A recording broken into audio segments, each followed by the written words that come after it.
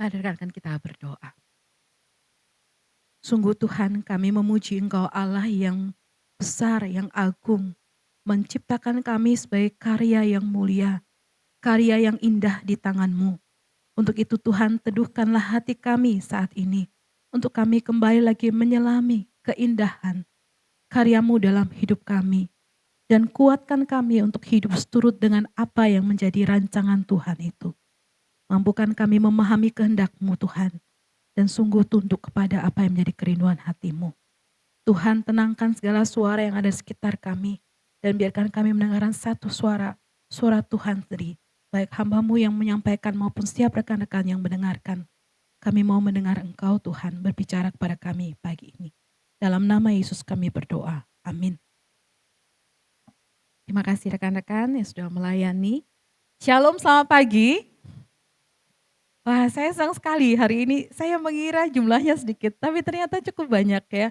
Saya appreciate sekali rekan-rekan di tengah-tengah suasana liburan gitu ya, masih memprioritaskan untuk bisa hadir beribadah bersama-sama.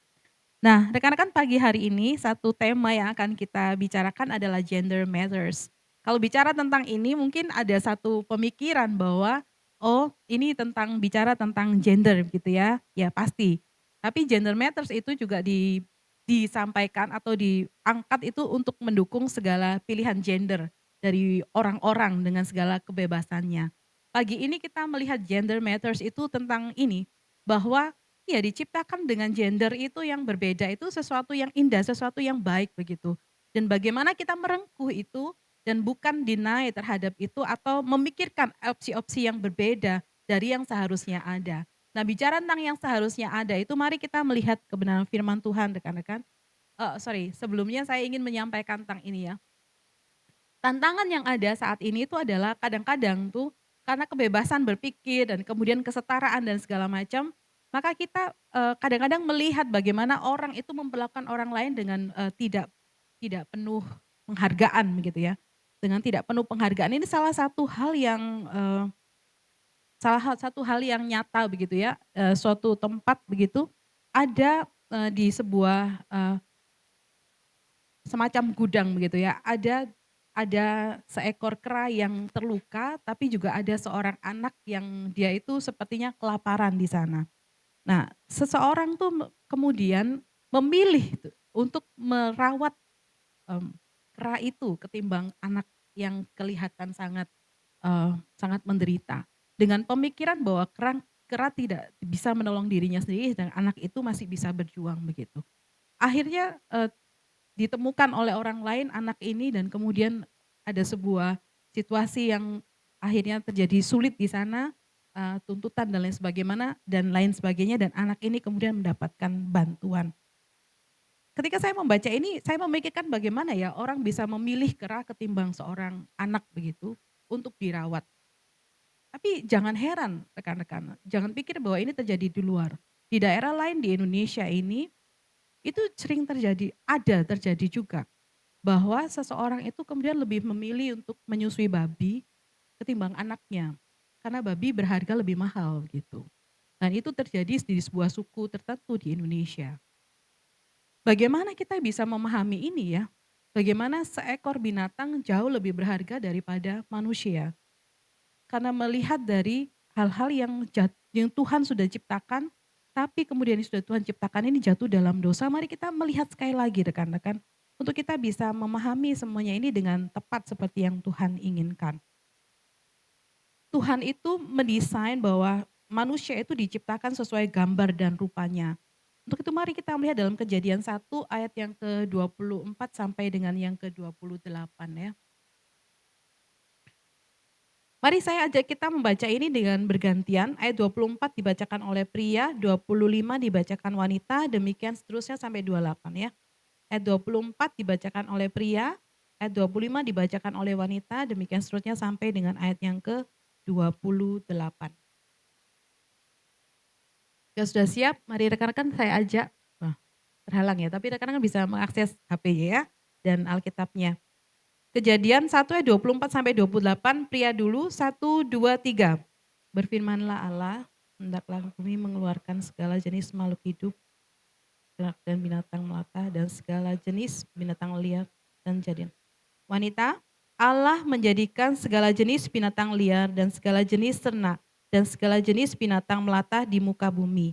Allah melihat bahwa semuanya itu baik. Pria, firman Allah, baiklah kita menjadikan manusia menurut gambar dan rupa kita, supaya mereka berkuasa atas ikan-ikan di laut dan burung-burung di udara, dan atas ternak, dan atas seluruh bumi, dan atas segala binatang melata yang merayap. Maka Allah menciptakan manusia itu menurut gambarnya. Menurut gambar Allah diciptakannya dia, laki-laki dan perempuan. Diciptakannya beranak cuculah dan bertambah banyak, penuhilah bumi dan taklukkanlah itu. Berkuasalah atas ikan-ikan di laut dan burung-burung di udara dan atas segala binatang yang merayap di bumi. Allah menciptakan manusia. Bagaimana manusia itu menjadi sesuatu yang berbeda dan berharga begitu ya. Karena manusia itu memiliki otoritas gitu, diciptakan oleh Allah dengan otoritas tertentu. Dia dikatakan di sana mereka diminta untuk beranak cucu bertambah banyak, menemui dan menaklukkan, berkuasa di dalamnya. Berkuasa atas ciptaan yang lain. Kemudian manusia diminta memimpin, menaklukkan bukan sekedar untuk memanfaatkan tapi juga mengelola itu dengan sesuatu yang untuk menjadi sesuatu yang baik. Manusia diciptakan seturut dengan gambar dan rupa Allah.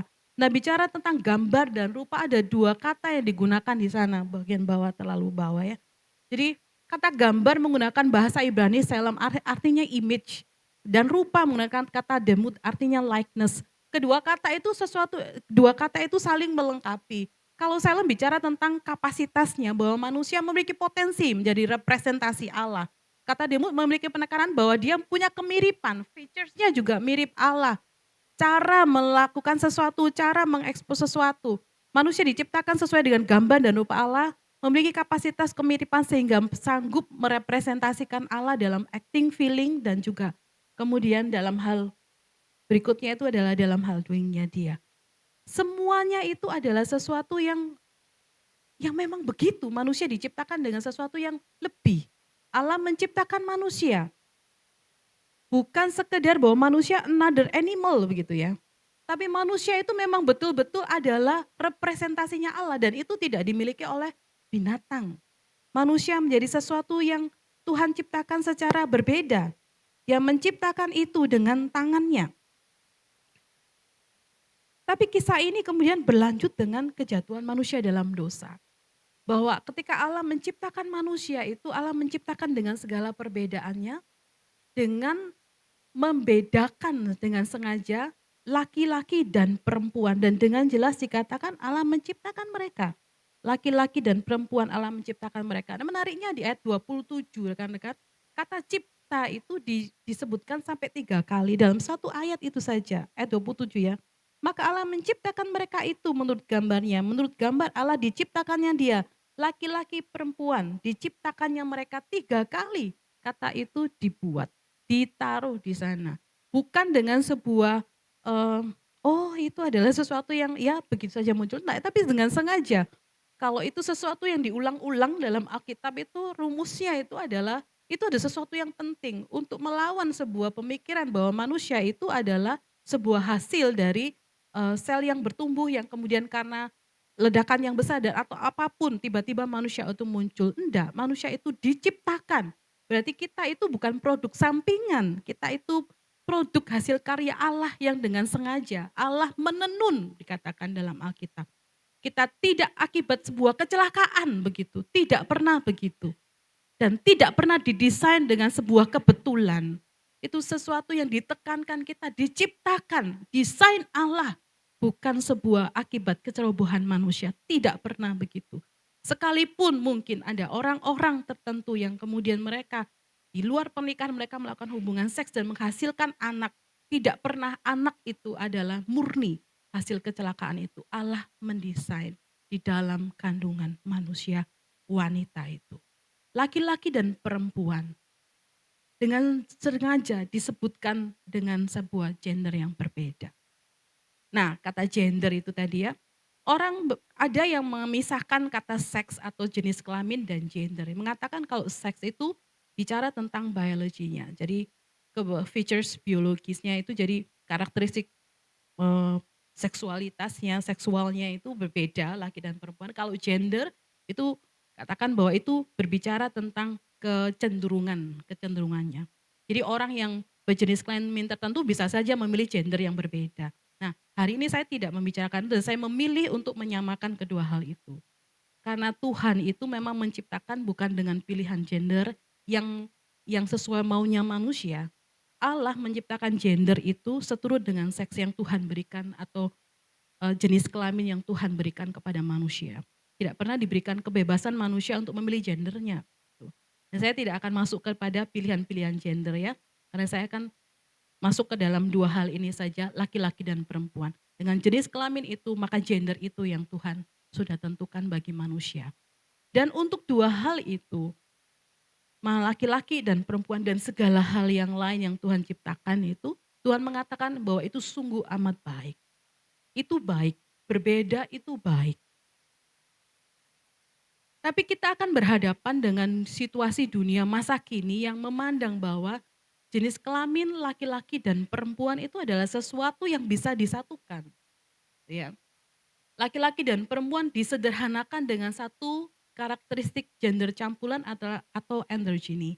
Androgyny itu adalah sebuah istilah yang dipakai ya di sekitar awal abad ke-20 ini untuk merepresentasikan pilihan orang yang me ingin menunjukkan bahwa dia adalah bisa tampil laki-laki dan bisa tampil perempuan, maskulin sekaligus juga feminin. Nah ini ada salah satu, fashion fashion magazine yang menunjukkan ini ya. Jadi seorang laki-laki dia memilih dan bisa menunjukkan bahwa di dalam dirinya laki-laki sekaligus perempuan dan dia bisa memilih fashion-fashion tertentu yang menunjukkan ya, gender itu bukan sesuatu yang stick gitu ya, bukan sesuatu yang satu begitu. Bukan sesuatu yang harus berbeda-beda, itu bisa menyatu dan itu bisa menjadi pilihan dan itu memberikan ruang rekan-rekan untuk orang itu bisa memilih gendernya. Nah, bagaimana kita menyikapi ini sebagai seorang Kristen? Tuhan dengan sengaja memberikan perbedaan. Ada perbedaan yang signifikan antara pencipta dan ciptaan. Allah pencipta dan dia yang menentukan bagaimana manusia itu akan hidup. Nah, kita tidak pernah bisa memilih seks kita atau jenis kelamin kita. Dan dengan seks itu, dengan jenis kelamin itu, Tuhan itu menghendaki kita hidup. Karena kita ciptaan dan kita tidak akan pernah menjadi pencipta. Ada perbedaan antara manusia dan binatang. Ada nilai yang berbeda dari manusia dan binatang. Kita tidak akan pernah bisa mengatakan manusia setara dengan binatang, tidak pernah. Karena Allah mendesainnya memang begitu.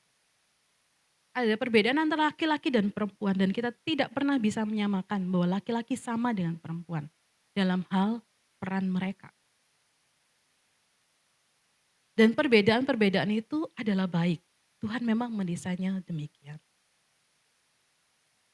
Perbedaan antara laki-laki perempuan tuh bisa bicara tentang fisik, bisa bicara tentang peran, bisa bicara dengan tugas. Maka rekan-rekan bagian ini akan menolong kita untuk memahami gitu ya, bahwa bagaimana sih Allah mendesain saya dan bagaimana saya menanggapi itu. Perbedaan fisik mempengaruhi perbedaan sikap dan tingkah laku. Misalkan ya rekan-rekan, kalau kita misalnya kita lihatlah anak laki-laki dan anak perempuan ya, perbedaan fisik itu mempengaruhi perbedaan perilaku. Ada satu penelitian tentang otak manusia ya tahun 1980 bahwa otak laki-laki dan perempuan itu beda.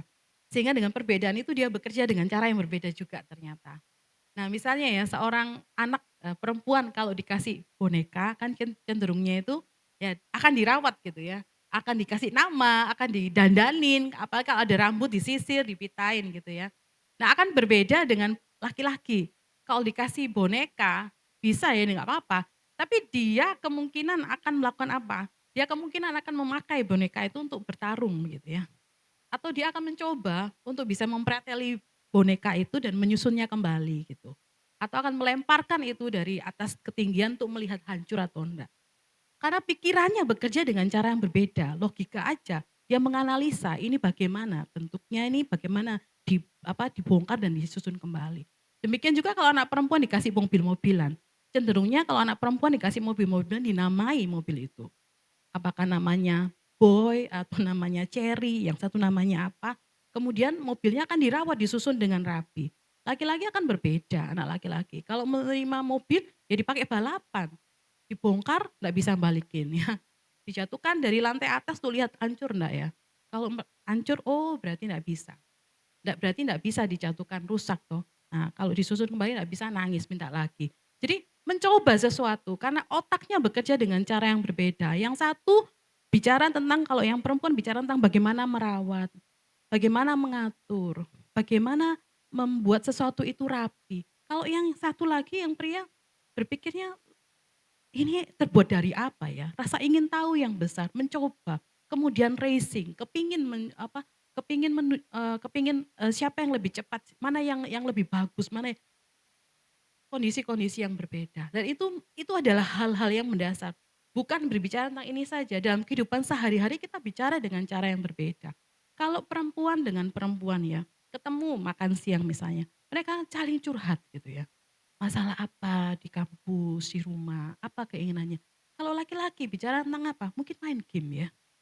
Bicara tentang ke depan mau ngapain, ada rencana apa. Kok bicara bisnis kalau sudah mulai ada kerja-kerja sedikit, mulai bicara tentang hal itu. Kemungkinan-kemungkinan, peluang-peluang. Nah, kalau perempuan misalnya ya, lagi makan bersama ya, misalnya laki-laki dan perempuan dalam jumlah yang banyak gitu, makan bareng gitu. Kalau perempuan mau ke toilet, dia akan tanyain tuh ke temennya, ke toilet bareng dah, kamu ke toilet? Iya gitu, barengan tuh. Coba laki-laki, mau ke toilet ngomong nggak sama temennya laki, mau ke toilet bareng. Kalau dia lakukan itu kita, hah? Ngapain gitu? Karena mereka bekerja dengan cara yang berbeda. Perempuan suka sekali bersama-sama. Community-nya itu luar biasa. Kalau laki-laki itu kayak maskulinitasnya kelihatan sekali gitu ya. Nggak mau bergantung pada orang lain gitu. Tuhan menciptakan manusia sebagai laki-laki dan perempuan. Nah kita masuk ke bagian ini ya. Oh, tadi kita bicara tentang manusia itu berharga, berbeda dari yang lainnya. Dan sesuai didesain dengan Allah dengan istimewa. Menjadi laki-laki dan perempuan bukan sesuatu yang harus diatasi, artinya harus ditaklukkan. Aku lah perempuan gak boleh kelihatan lemah, aku harus kompetisi dan lain sebagainya. Atau laki-laki, aku perempuan, aku laki-laki, aku harus misalnya kepingin untuk jadi orang yang lebih bisa bicara lebih banyak seperti perempuan supaya kalau ngomong sama mereka saya tidak kalah gitu ya. Nah nggak bisa begitu juga ya karena kita didesainnya memang berbeda. Melainkan sesuatu yang harus direngku, dihidupi. Saya laki-laki, desain saya laki-laki. Jadi saya harusnya bagaimana? Saya perempuan, didesain sebagai perempuan, jadi saya harusnya bagaimana? Dengan segala macam kesulitan-kesulitan di dalamnya. Laki-laki menjadi seorang laki-laki yang kuat, teguh, bukan sesuatu yang mudah. Wanita menjadi seorang yang harus merawat, menata sesuatu juga bukan sesuatu yang mudah gitu. Perbedaan yang Allah berikan antara laki-laki dan perempuan baik secara biologis, perasaan, atau tingkah laku adalah untuk diafirmasi dan dirayakan teman-teman. Tidak ada yang lebih rendah dari yang lain, tidak ada yang lebih mudah satu dengan yang lain, tidak ada yang lebih eh, apa tidak berharga. Masing-masing itu punya perannya. Nah, apa kata Alkitab mengenai maskulin dan feminin? Nah, mari kita perhatikan bagian ini ya. Mari yang laki-laki saja, tolong baca ayat yang di atas ya, 1 Korintus 16 ayat 13 ya, laki-laki saja ya. 1, 2, 3, berjaga-jagalah.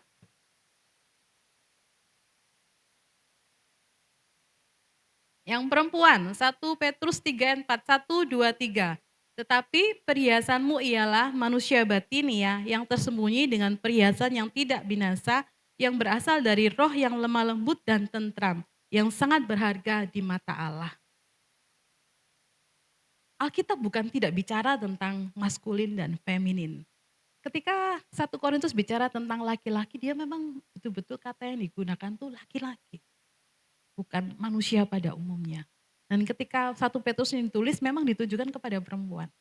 Nah mari kita melihat, saya hanya membatasi 2 ayat ini, kalau mau dibikin lebih besar pasti bisa, tapi pembahasan saya ya hari ini hanya berdasarkan 2 bagian ayat ini tentang maskulin dan feminin.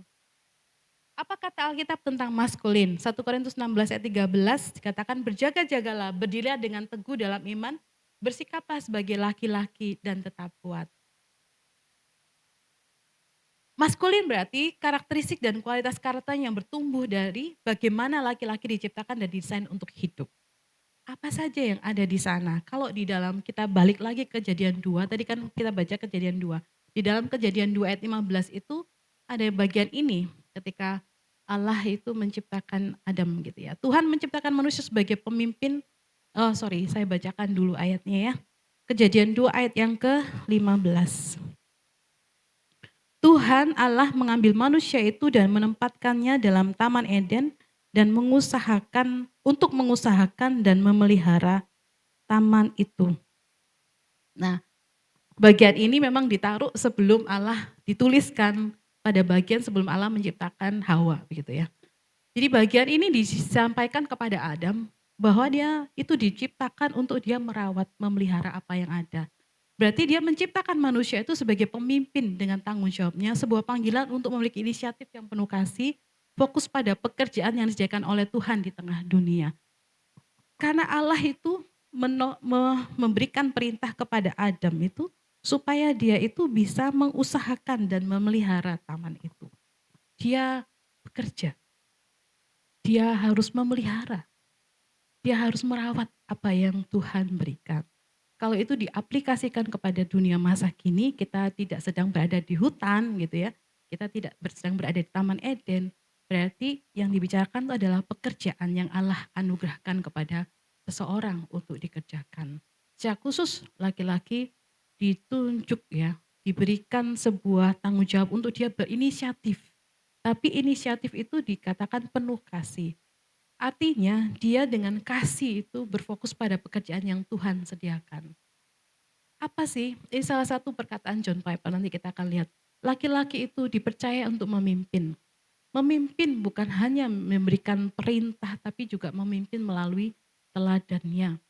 Secara khusus sebagai pemimpin Kristen ya, laki-laki Kristen, dia memimpin seseorang di dalam keluarga atau juga di dalam komunitasnya untuk memimpin kepada kebenaran firman Tuhan, berdasarkan kebenaran firman Tuhan. Kalau rekan-rekan sedang memikirkan untuk mau merit begitu ya, pastikan ini ya, siapa yang akan membawa keluarga itu untuk takut akan Tuhan? Laki-laki. Siapa yang mengajak keluarga untuk berdoa, membangun mesbah keluarga? Laki-laki. Siapa yang akan menjawab seorang anak ketika dia bertanya, "Papa, Tuhan itu ada atau enggak?" Laki-laki. Siapa yang akan menjawab ketika anak itu bertanya, "Papa, saya besok besar mau jadi apa?" Laki-laki mengarahkan. Dalam pelayanan saya sebagai seorang guru ya, saya tuh melihat banyak anak-anak itu sungguh-sungguh terberkati dengan kehadiran seorang papa yang mengajak mereka untuk masuk dalam mesbah keluarga. Ada anak-anak tertentu yang mengatakan, "Bu, papa itu kalau hari Minggu tuh harus kerja. Tapi saya bisa bertahan di gereja, datang ke gereja karena papa, mama tiap malam mengajak kami berdoa." Ada anak-anak tertentu yang dicek oleh papanya saat teduhnya. Kalau hari ini ya, rekan-rekan bertumbuh karena mama, ubah itu. Karena itu adalah panggilan papa. Papa yang harus menjelaskan kepada anak tentang siapa Allah. Saya mengalami waktu dulu saya masih kecil secara pribadi. Papa saya itu tiap malam berdoa di samping tempat tidur, berlutut mendoakan satu persatu anak-anaknya, mendoakan istrinya. Papa itu yang tiap malam Natal ngajak kami itu merefleksikan apa yang Tuhan sudah lakukan sepanjang 1 tahun itu kepada kami. Papa itu yang bertanya, "Sudah baca Alkitab belum?"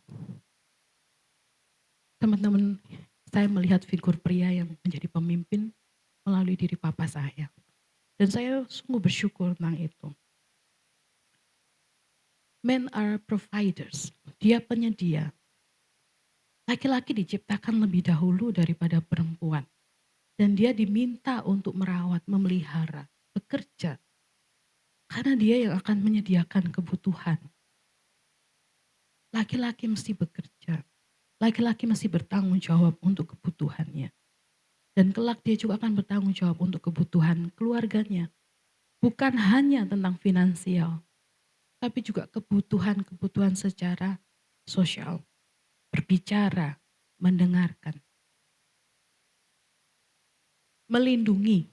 Laki-laki adalah figur melindungi. Tapi saya sering melihat ya rekan-rekan, banyak teman-teman pria di sini yang secara natural itu berusaha untuk melindungi gitu ya. Misalnya ketika nyebrang jalan, nah dia ada di depan atau berusaha untuk bisa berada di sisi yang sebelah, sebelah kalau jalan berarti sebelah kanan ya, kalau ditabrak dia duluan gitu. Bukan maksudnya itu ya itu manhood ya, maksudnya itu laki-laki memang dan secara natural saya melihat laki-laki melakukan itu. Nah, jangan ditinggalkan ya, memang begitu. Kita harus melatih itu menjadi bagian diri kita. Bukan berarti perempuan, "Ayolah kamu sebelah situ supaya mati duluan," enggak gitu juga ya. Tapi itu muncul secara natural dan itu menjadi sesuatu yang baik gitu ya. John Piper tuh mengatakan demikian ketika dia, menuliskan tentang celebrating masculinity and femininity. At the heart of mature masculinity is a sense of benevolent responsibility to lead, provide for, and protect. Jadi benevolent tuh kasih ya, perhatian, kepedulian. Sebuah kepedulian yang penuh kasih untuk memimpin, menyediakan, dan juga melindungi. Nah, bagian ini saya ambil dari uh, John Piper. Apa itu menjadi kuat? Kalau tadi kita bicarakan saya ke sini dulu ya. Bicara tentang berjaga-jagalah tadi ya 1 Korintus 16:13. Berdirilah dengan teguh dalam iman, bersikaplah sebagai laki dan tetap kuat. Kalau NIV menyebut sebagai be man of courage, kalau RSV mengatakan be courageous, and KJV itu be strong. Nah kalau bahasa Yunani bilang antisomai itu be man. Be man itu apa? Nah kan enggak jelas. Be man itu, kemudian itu diterjemahkan menjadi kalau man itu harus kuat. Man itu kuat, be man itu berarti harus kuat, jadilah kuat gitu. Nah, kita ini bicara tentang apa tuh? Kuat bukan berarti secara fisik rekan-rekan. Bukan sekedar secara fisik, tapi juga kerohanian, kuat secara rohani. Karena dia pemimpin, karena dia leader, kuat secara rohani. Ada disiplin pribadi untuk dia mencari Tuhan, mengexercise dirinya sendiri untuk mengerti apa yang Tuhan katakan. Ingat loh, laki-laki diciptakan lebih dulu gitu ya. Sesuatu hal yang istimewa bukan? Karena dia adalah leader. Emosional, dia harus kuat secara emosional, punya keberanian, keteguhan hati terhadap pilihan yang benar. Dia tidak gampang terombang-ambing oleh sesuatu yang tidak benar. Secara fisik dia juga kuat, secara intelektual dia punya pengetahuan yang baik. Dia mengasah logikanya, supaya apa? Saat dia mengambil keputusan dengan bertanggung jawab. Nah laki-laki ini tanggung jawabnya, berat ya. Tapi bagaimana maksudnya laki-laki bisa melatih itu, be man, artinya menjadi kuat dan berani. Kejarlah kekuatan. Karena kekuatan adalah bagian dari apa yang dimaksud sebagai pria maskulin yang dewasa. Tadi ya, kuat itu secara rohani, secara fisik, secara emosi, tapi juga secara intelektual. Kekuatan dibutuhkan untuk mengemban tanggung jawab dan berinisiatif untuk memimpin, menyediakan, dan melindungi dengan benar. Nah rekan-rekan yang laki-laki, ini panggilan kalian gitu ya. Dan rayakan itu sebuah kepercayaan besar yang Tuhan berikan kepada kalian. Ada sebuah kisah yang bernama John Harper, mungkin rekan-rekan pernah baca ini ya, ini adalah kisah yang dilatar belakangi oleh, kecelakaan kapal Titanic ya. John Harper, dia adalah seorang yang salah satu dari penumpang di sana, dia membawa anaknya. Ketika ketika kapal Titanic itu kemudian, melanda bongkahan es itu dan kemudian air mulai masuk, dia adalah salah satu orang yang berinisiatif dan memerintahkan gitu ya, mendorong gitu, supaya anak-anak perempuan dan juga wanita-wanita itu naik ke atas sekoci lebih dahulu, laki-laki di belakang. Dan itu yang dia lakukan dan itu yang kemudian banyak orang kemudian selamat, laki-laki, anak perempuan dan juga para wanita. Dan ketika pada akhirnya dia kemudian berhasil untuk bisa, keluar dari kapal itu, apa yang dia lakukan adalah dia itu berusaha untuk menginjili. Menginjili satu persatu orang yang tidak memiliki skoci itu, diinjili satu persatu dan berusaha untuk mereka itu dibawa gitu ya, dibawa mendekat ke skoci yang lain. Dan di antara 6 orang yang berhasil itu, yang dia dekati, kemudian ada satu orang yang mengatakan bahwa dia adalah salah satu orang yang diinjili oleh John Harper pada saat dia berada di laut dan dia menerima Yesus saat itu. Nah, sementara orang-orang yang lain itu tidak tidak terselamatkan termasuk dengan John Harper sendiri. Apa yang ini saya katakan, ini the real hero, bahwa seseorang yang Tuhan dipilih menjadi seorang laki-laki, dia mengemban bagian tugasnya itu dengan tepat. Melindungi orang lain, anak-anak dan wanita itu. Dan kemudian dia mengemban tugasnya dengan tepat bahwa di akhir masa hidup yang bisa dilakukan seseorang adalah mempersiapkan diri dan orang lain untuk menghadap Tuhan. Dan dia melakukan penginjilan. Rekan-rekan, kalau kita masih terjebak bahwa untuk menunjukkan kemaskulinitasan kita hanya sekedar kepada apa yang kita miliki secara materi dan juga apa yang kita miliki secara fisik, maka kita salah. Itu tidak sepenuhnya maskulinitas itu sendiri. Secara rohani iya, tapi juga teman-teman secara intelektual pengambilan keputusan itu juga iya. Kita menjadi orang yang berani untuk bersuara, berani mengambil inisiatif sekalipun itu berarti tidak nyaman bagi kita sendiri. Tapi itu bagian kita. Nah, laki-laki, be man. Bagaimana kata Alkitab tentang feminin? 1 Petrus 3 ayat 4 dikatakan, tetapi perhiasanmu ialah manusia batinia, yang tersembunyi dengan perhiasan yang tidak binasa, yang berasal dari roh yang lemah lembut dan tentram, yang sangat berharga di mata Allah. Nah, bagian ini itu dibicarakan di dalam 1 Petrus itu dalam konteks pada waktu itu mungkin banyak wanita-wanita yang sering kali mendandani dirinya dengan berlebihan. Dan sering kali berbicara tentang banyak hal. Ngobrol sini, ngobrol sana, mengumbar segala sesuatu dengan tidak bijaksana. Dan kemudian Petrus mengatakan ini, perhiasan wanita itu bukan apa yang terlihat di luar, tapi sesuatu yang berasal dari di dalam, sesuatu yang bernilai kekal. Pasti ini bicara tentang persekutuan dengan Kristus ya. Dari roh yang lemah lembut dan tentram, tenang. Nah, itu sangat berharga di mata Allah. Oh ini sorry, saya salah ketika bagaimana perempuan diciptakan dan didesain. Kefemininan dibangun ketika seorang wanita menghidupi panggilan uniknya untuk membantu dan mendukung orang lain di sekitar mereka dalam memenuhi panggilan yang Tuhan berikan.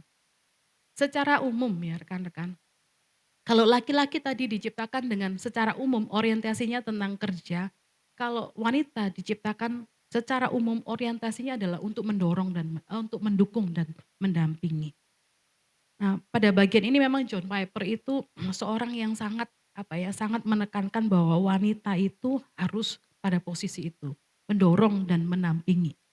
Tuhan menempatkan wanita di tengah dunia dengan orang-orang yang membutuhkan pertolongan, dorongan, perawatan dan dukungan.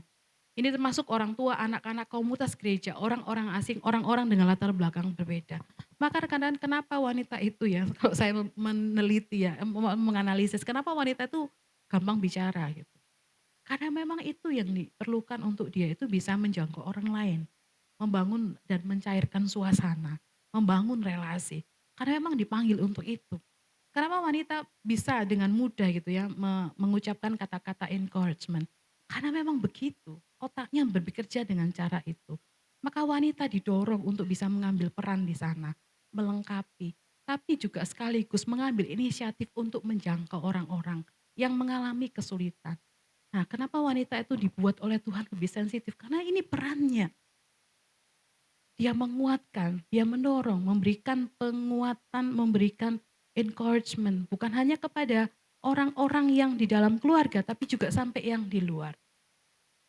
At the heart of mature femininity is a freeing disposition to affirm, receive, and nurture strength and leadership. Jadi untuk mengafirmasi, tapi juga menerima dan juga merawat gitu ya. Memberikan penerimaan dukungan kepada orang lain dan para pemimpin.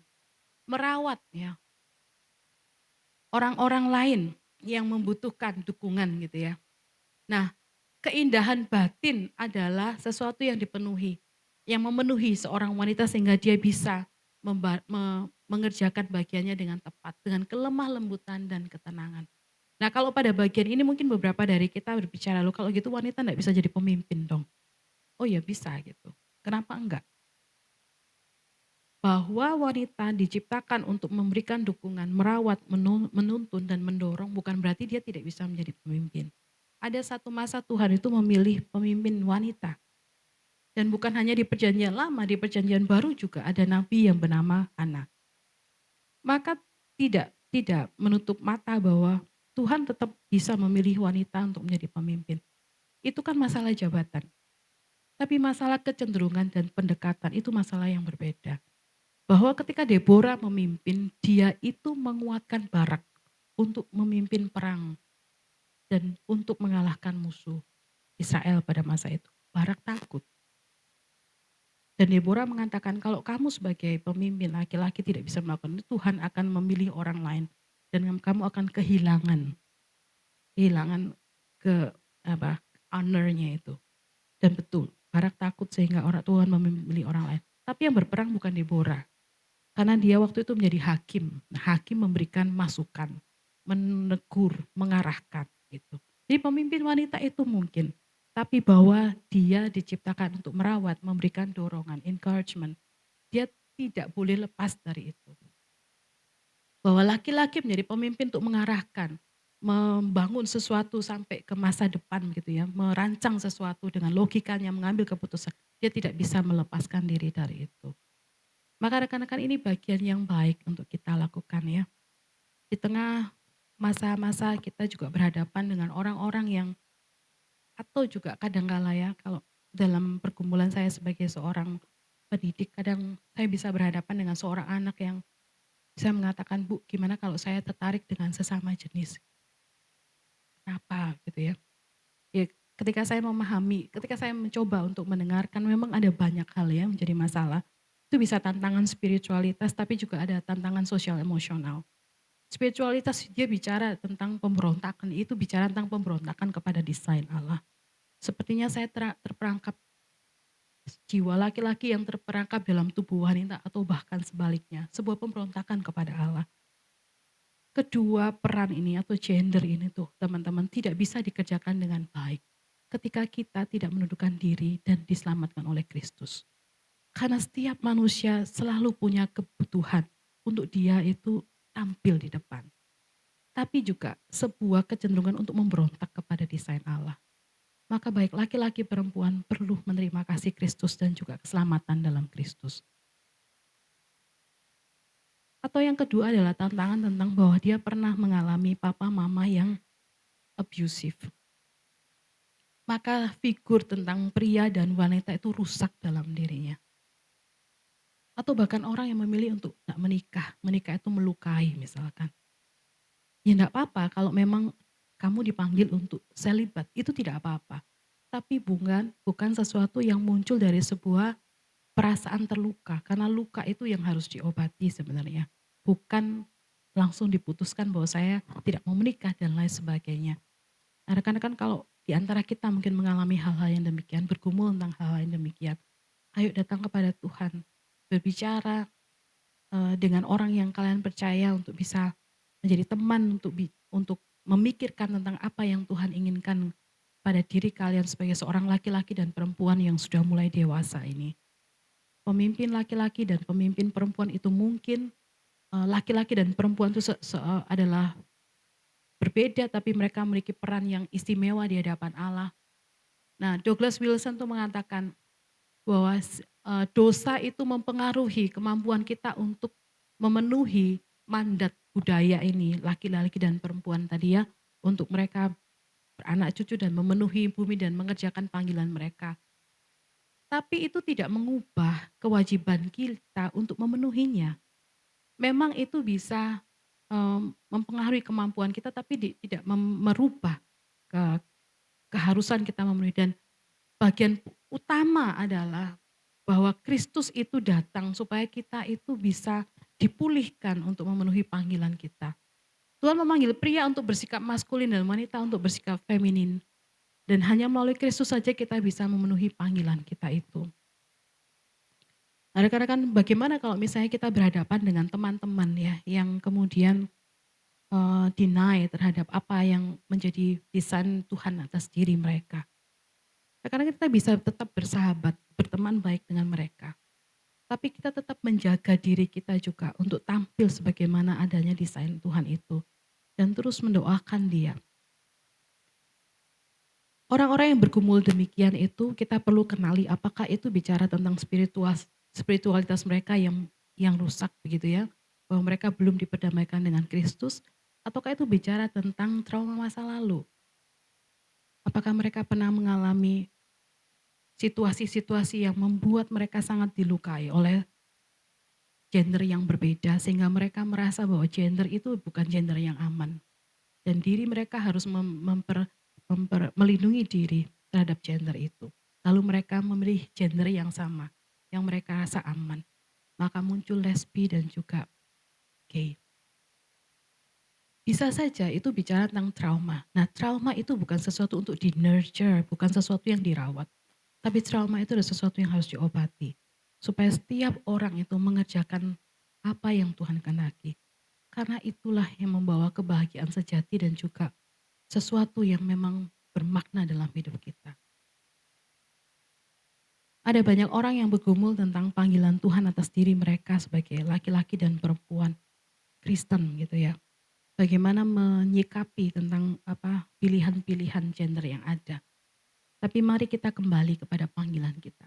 Laki-laki be man, perempuan jadilah orang yang sungguh-sungguh boleh merawat, mempedulikan, menguatkan, memberkati. Ada kecenderungan laki-laki yang memiliki kekuatan lebih itu kemudian menggunakan itu untuk mengendalikan orang lain dan merasa puas ketika orang itu tunduk kepadanya. Nah, bagian ini bagian yang kita mesti bawa kepada Tuhan supaya Tuhan tuh sungguh-sungguh tenangkan diri kita, bukan itu letaknya. Kita melindungi, kita merawat, kita mengasihi, kita memberikan perlindungan gitu ya.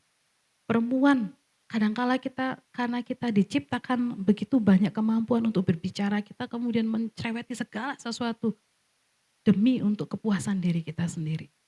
Nah, bagian ini berbicara lagi kepada kita, tenang, teduh di dalam Tuhan, bicara dengan lemah lembut. Karena untuk itulah kita didesain. Kiranya Tuhan menolong kita, mari kita berdoa rekan-rekan. Mari saya mengajak setiap kita merefleksikan apa yang kita dengar hari ini. Laki-laki jadilah kuat, wanita jadilah tenang, lemah lembut.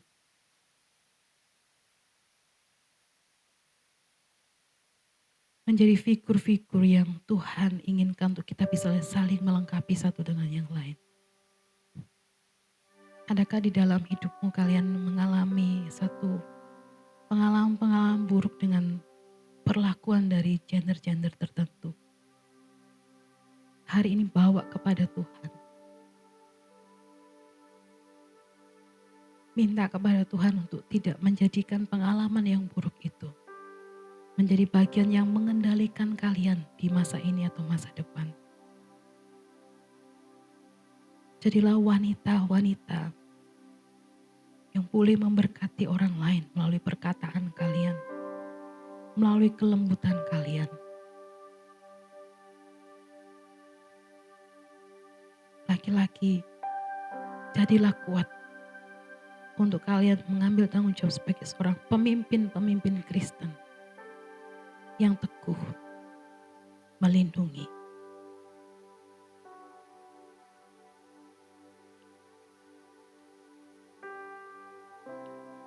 Bapa dalam surga, Engkau mengetahui pengalaman-pengalaman hidup kami.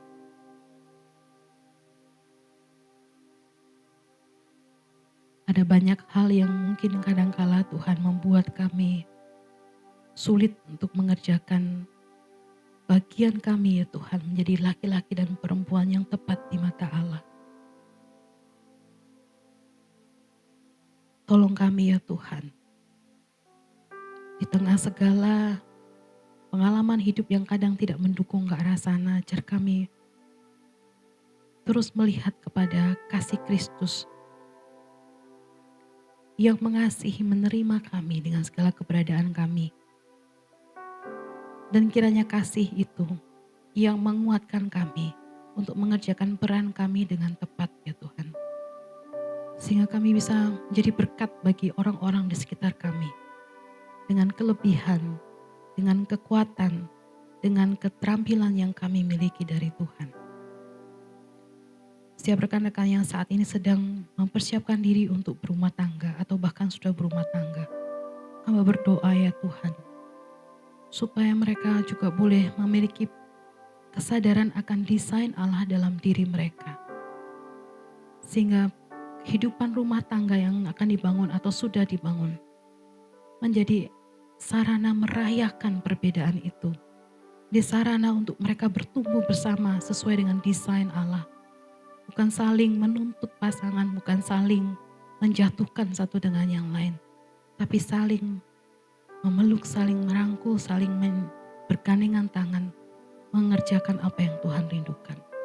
Jaga peliharakan setiap kami ya Tuhan, di dalam nama Yesus kami berdoa. Amin. Saya serahkan.